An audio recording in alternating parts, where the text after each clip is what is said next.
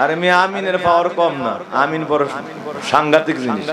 আমি যতগুলি কথা বলছি এমন ভাবে একদিন আল্লাহ পাক অনেকগুলি কথা বলেছেন জিবরাইলের কাছে, বলে আমার নবীর কাছে পাঠাইছেন। তো জিবরাইল এসে কথাগুলি বলছে, দোয়াটা করছে। আমি যেমন দোয়াগুলি করছি, আল্লাহ আপনি কল্যাণ দেন, বরকত দেন, সাহায্য দেন, রহমত দেন, কইলাম না তো?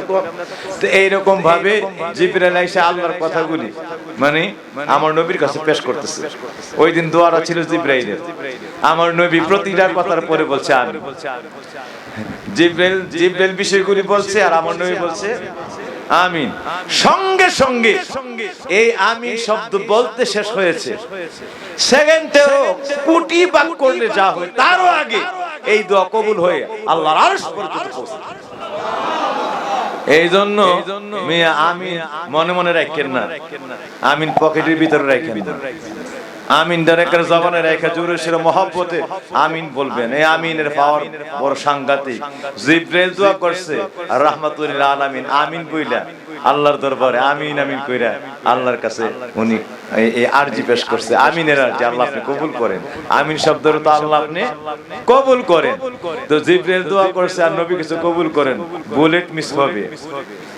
এই রাহমাতুল লিল আলামিনের রহমতের জবান বলে ফেলছে কবুল করে, এটা আর মিস হওয়ার কোন সুযোগ আল্লাহ সঙ্গে সঙ্গে সিলমোহর করে জানাই দিয়েছেন। শুধু আজকে নয়, ইয়া রাসূলুল্লাহ এই জবানের আমিন কিয়ামত পর্যন্ত কবুল করুন। এই জবানের আমিন